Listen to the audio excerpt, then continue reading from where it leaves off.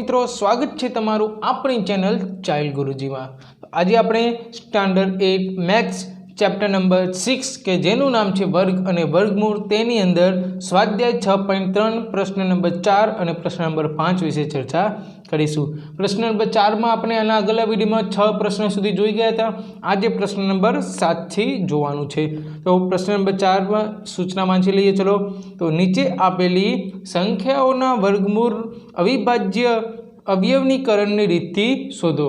अविभाज्य अवयवीकरणनी रीतथी अहींया वर्गमूल शोधवाना कीधा छे। आना अगला विडियो में तमने कम्प्लीटली शीखवाडी दीधुं अने 6 दाखला पण तेना विषे गणाव्या हता कि कई रीते अविभाज्य अवयवना अवयवो पड़ाय अने कई रीते वर्गमूल शोधाय। तो ए ज रीते आपणे अहींया शोधवाना छीए।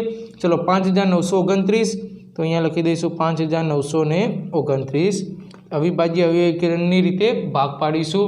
2 वडे भाग चालशे तो पाछळ एकी संख्या छे माटे 2 वडे भाग नहीं चाले। तो 3 वडे ट्राय करिए तो अहींया 9 छे 9 9 11 11 ने 9 20 ने 25 3 वडे पण भाग नहीं पाड़े। 5 वडे तो नहीं चाले केम के 5 ने शून्य नहीं तो पछी सीधा चलाईशुं आपणे 7 वडे। तो 7 चलाईशुं तो 7 8 56 3 ने 2 एटले के 7 4 28 4 ने 9 49 एटले के 70 49 થઈ ગયું। અહીંયા ફરીથી 7 વડે ચલાવીશું તો 7 1 1 વધ્યા 1 ને 4 એટલે 14 એટલે કે 7 દુ 14 અને 7 એકા 7 121 એ આપણને ખબર છે કે 11 નો વર્ગ થાય છે 121 121 કોનો વર્ગ થાય છે 11 નો વર્ગ થાય છે માટે 11 એ 11 11 એ 1। તો આપણે આના અવયવો મળી ગયા 5929 ના કેટલા છે 7 × 7 × 11 × 11 7 × 7 × 11 × 11 એટલે 7 ની જોડી થઈ અને 11 ની જોડી થઈ તો શું થશે 7 નો વર્ગ × 11 નો વર્ગ 2 ને કોમન લઈએ તો 7 × 11 12 વર્ગ કોમન 11 × 77 તો આ થશે 77 નો વર્ગ। હવે 77 નો વર્ગ દૂર કરવો તો આ બાજુ 5929 ને આપણે અંડરરૂટ માં લખીએ આ બાજુ થશે 77 તો 5929 નો વર્ગમૂળ કેટલું થાય છે 77 થાય છે। આ શોધ્યું આપણે અવિભાજ્ય અવયવીકરણની રીતથી। ચલો તેમાં છે 8મો નંબર 9216 નું શોધવાનું છે। આ જ રીતે સેમ પદ્ધતિ તો અહીંયા લખશું 9216 અહીંયા થાંભલો બનાવ્યો આપણે।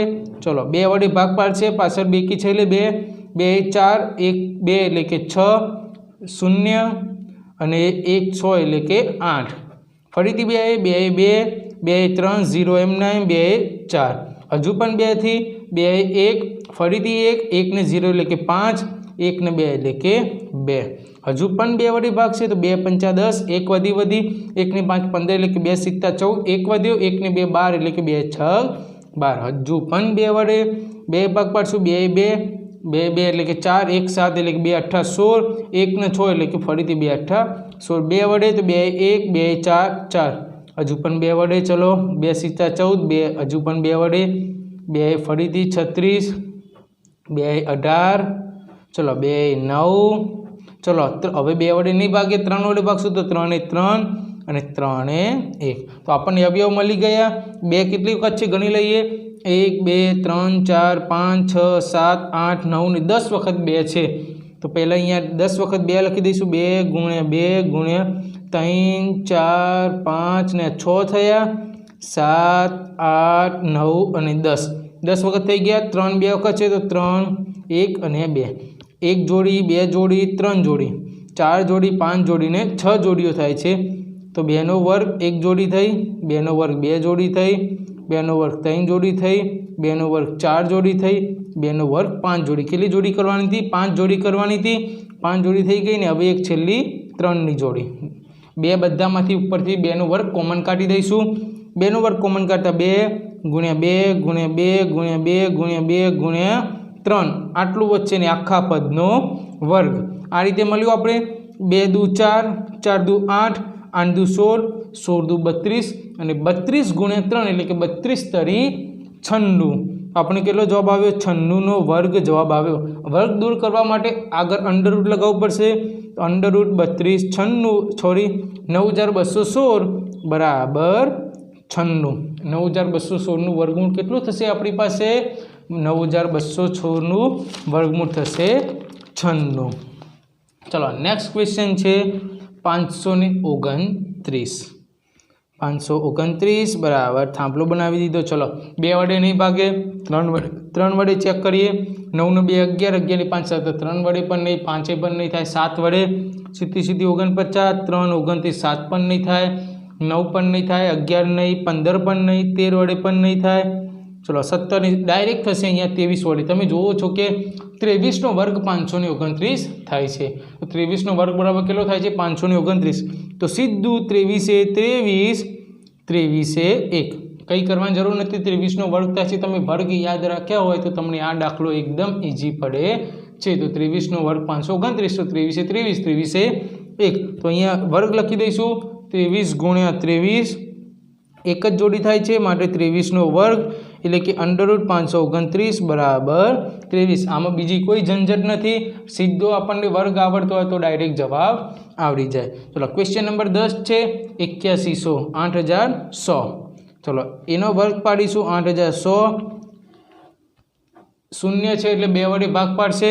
તો 2 4, ફરીથી પાછું 0, 2 5 10 ને 0 એમને. હજુ 2 વડે 2 0 એમને 2 2 1 ને 10 એટલે કે 2 5. હવે 2 વડે નહીં પડે. 3 વડે ચેક કરીએ. 5 ને 7 ને 2 9 એટલે કે 3 વડે પડશે.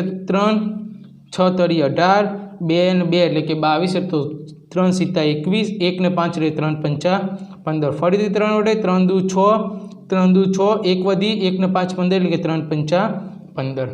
હજુ ચેક કરીએ. 5 ને 2 7 ને 2 9, હજુ 3 વડે ભાગ પડે છે. તો ફરીથી 3 વડે પાડીએ.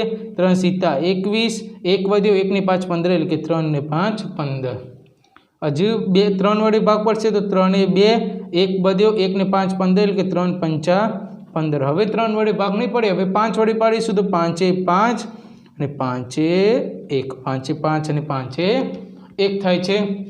તો આપણે મળી ગયા અવયવો લખી દઈશું. 2 2 વખત છે. તો ચલો 2 ગુણ્યા 2. ચલો 1 2 3 4, 3 4 વખત છે. તો 1 2 3 અને 4, 3 4 વખત લખી દીધા. 5 2 વખત છે. તો 1 અને 2 વખત લખી દીધા. 1 જોડી 2 જોડી 3 જોડી ને આ 4 જોડી થાય છે. 2 નો વર્ગ ગુણ્યા 3 નો વર્ગ ગુણ્યા 3 નો વર્ગ ગુણ્યા 5 નો વર્ગ. ચલો 2 ગુણ્યા 3 ગુણ્યા 3 ગુણ્યા 5 આખા પદનો વર્ગ. ચલો ગુણાકાર કરી દઈશું. 5 તરી 15, 15 તરી 45, 45 ગુણ્યા 2 90, તો 90 અને આખા પદનો વર્ગ. વર્ગ દૂર કરવા માટે અહીંયા અંડરરૂટ લઈશું. √8100 બરાબર અહીંયા વર્ગ દૂર થશે એટલે કે 90. તો 8100નું વર્ગમૂળ થશે 90. તો અહીંયા આપણે પ્રશ્ન નંબર 4 કમ્પ્લીટલી ક્લિયર કર્યો. કઈ રીતે અવિભાજ્ય અવયવીકરણની રીતથી વર્ગમૂળ કઢાય છે અને કઈ રીતે તેને અવયવો જોડીને વર્ગમૂળ શોધી શકાય છે.